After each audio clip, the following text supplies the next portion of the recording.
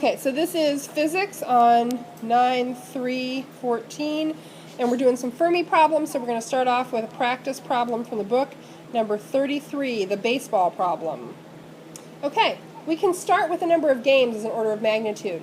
Now, remember that the idea behind Fermi's is that some things are overestimated, some things are underestimated, and they kind of balance out in the end to give you a rough number.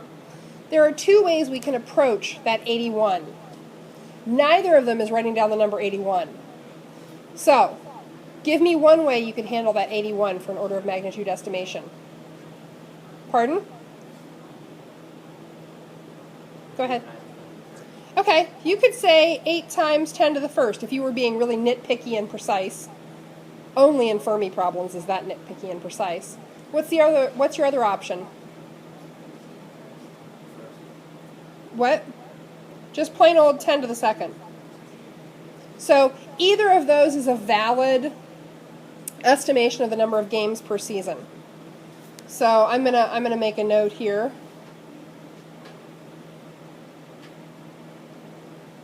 Games per season. So we know we want to end up in number of baseballs per season.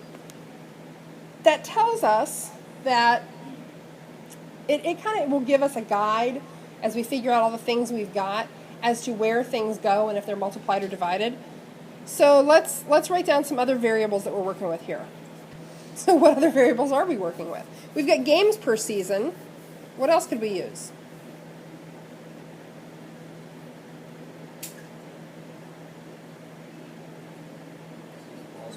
Balls per game seems really good. Balls per game. Okay, so we have two factors now.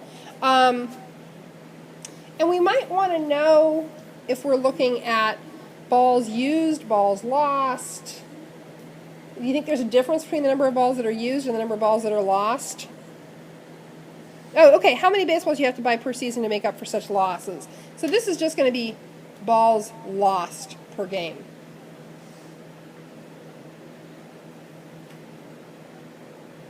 And this is really going to be balls lost per season. Okay, so what would be an order of magnitude estimation for balls lost per game? Pardon? 10 to the first, so anywhere between 10 and 99. That's a lot of balls lost. I mean, I haven't played baseball. I played softball.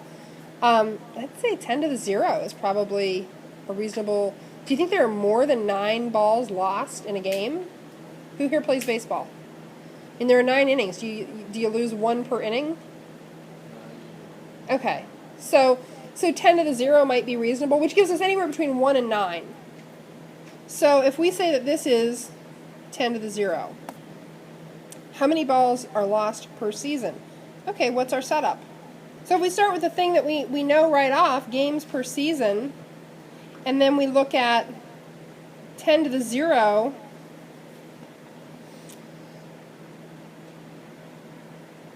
balls lost per game, what would our units be? Balls lost per season. So this one is a really easy one. So that would give us an order of magnitude estimation of 10 to the second. So you'd want to have about 100 balls to replace ones that are going to get lost. So we would say 10 to the second. Now, here's the wonderful thing about Fermi's, and horrible. Remember how I said there are no right answers? There are only reasonable answers. So, how do I grade you when it comes time to take a test? On you showing me your logic.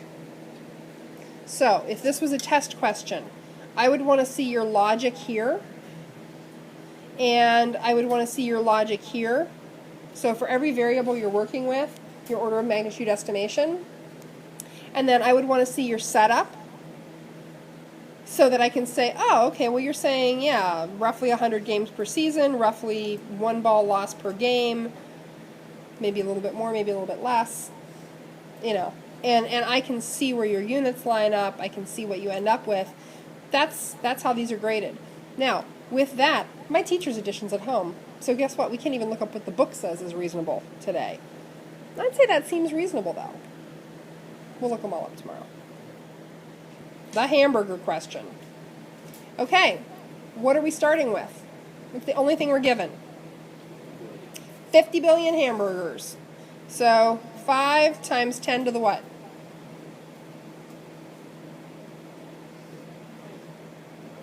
Five times 10 to the ninth.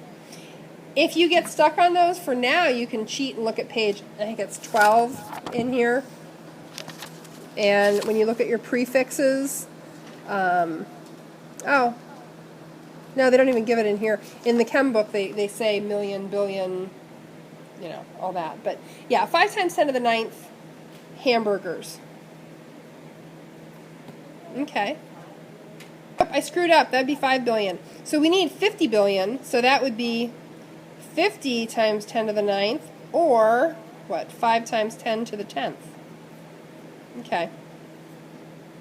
Okay, so we've got 5 times 10 to the 10th hamburgers. What units do we want to end up in? We have 2 order of magnitude estimations going here.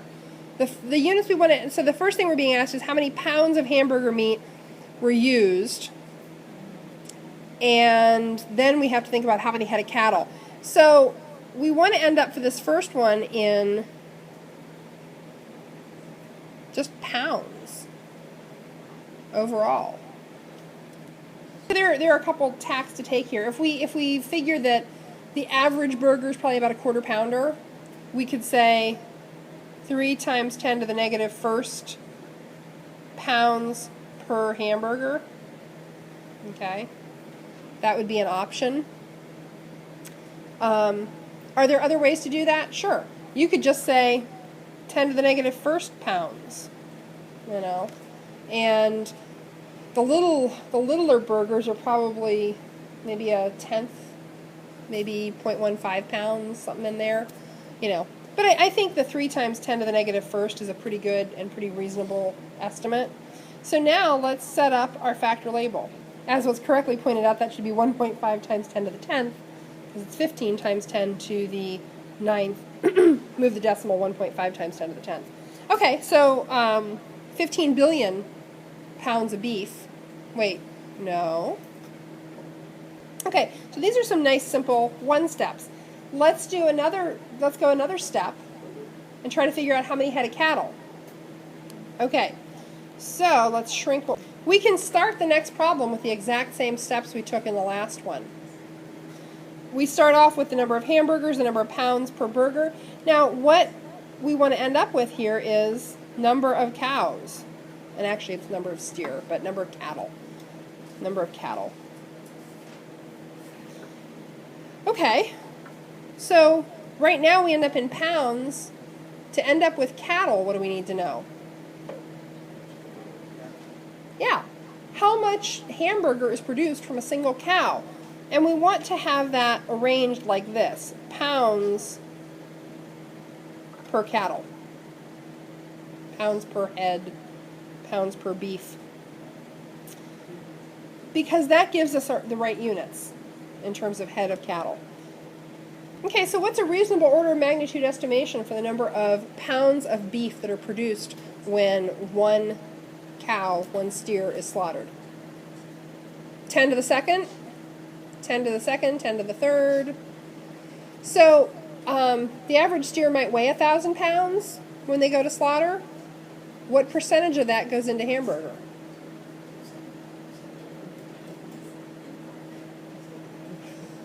So I mean, there's not only all the parts of the animal that we traditionally do not eat, there are also things that are too valuable to be ground into hamburger.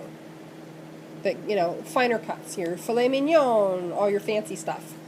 So, if we're doing order of magnitude estimations, we're doing ballpark. So if we say that a cow weighs 1,000 pounds, maybe we say half of that goes to hamburger? Could that be an overestimation? Yeah. Probably not an underestimation. But that would give us 5 times 10 to the second pounds per cow. It's not unreasonable. So what does that give us? 3 times 10 to the 9, 11? No, 7. 3 times 10 to the 7. So 30 million cattle slaughtered for hamburgers at McDonald's. Seems excessive. Okay, so that's an order of magnitude estimation. It's fast, it's dirty, it's not neat, it's not precise. Do you want to try one on your own? Okay, so we've got light traveling DC to LA. We want to know how many minutes for the trip. We've got 2 times 10 to the third miles for the trip. There's just one problem. We know speed of light in meters per second. And we want the trip in minutes. Oy vey. So, let's put in some conversion factors. Okay. 3 miles, 5 kilometers. Okay. Not too bad. Not too bad. So now, can we plug in speed of light? We can. So we can do 3 meters, or, whoops, 3 times 10 to the 8th meters per second. So now we can do 1 kilometer, 10 to the third meters. Nope, that doesn't work. 60. 60.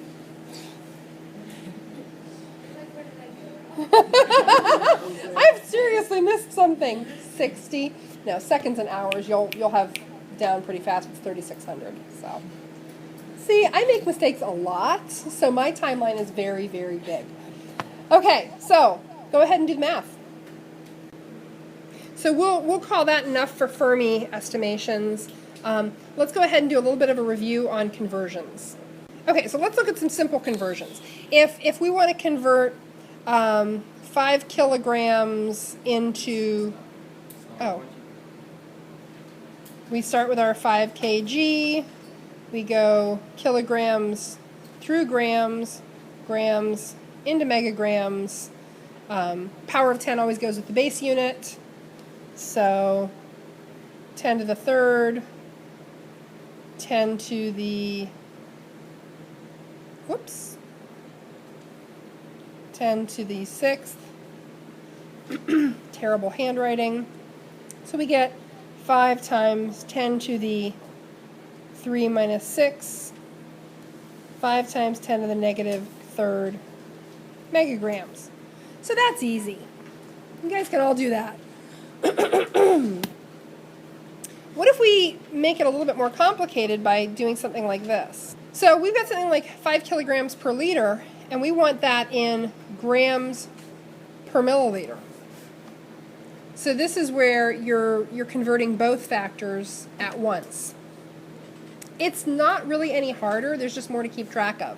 So same thing, we start off with our given 5 kilograms in 1 liter. You just pick one to convert first. So I always start with whatever's on the top because that's how my brain works. And you can make this all one big giant 10-block ugly factor label.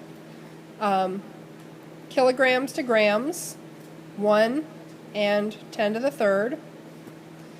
So now we'd be in grams per liter. We want to be in grams per milliliter. What do we still have to convert? Yeah, the liters to milliliters. So liters, milliliters.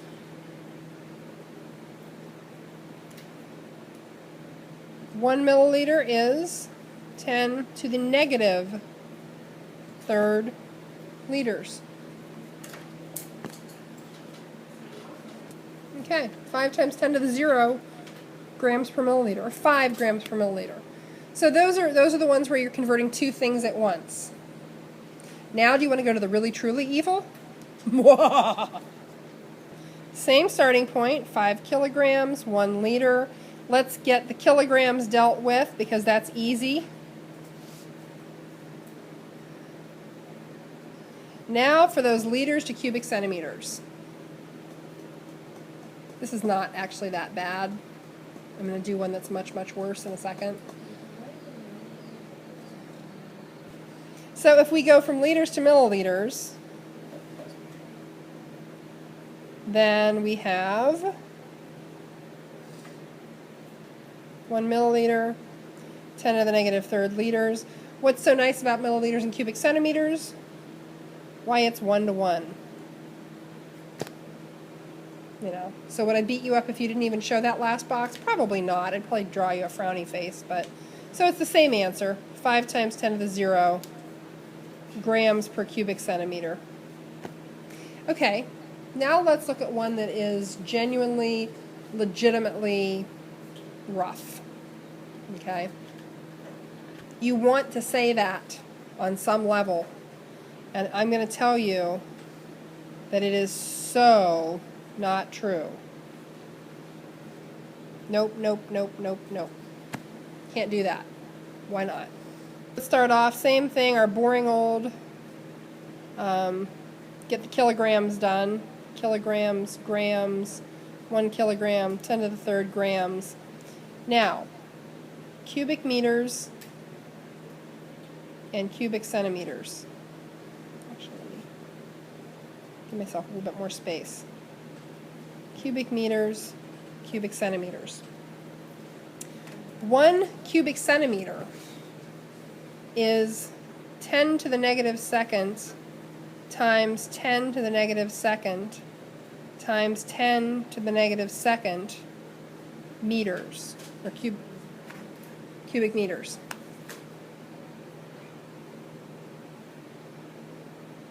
Because you have to cube that conversion factor. That's the part that throws people, is cubing that conversion factor. And I will give you ones like this on the test. And there are some in the book you should practice with. You'll see which ones they are. So we get 5 times, I don't even have room to write that, do I? So we end up with 5 times 10 to the 3 plus negative 2 plus negative 2 plus negative 2. We end up with 5 times 10 to the negative third grams per cubic centimeter. Those are the ones you have to be careful with, because those squared and cubic units, it's really easy to script your conversion factors. Is that helpful? Okay. I'll give you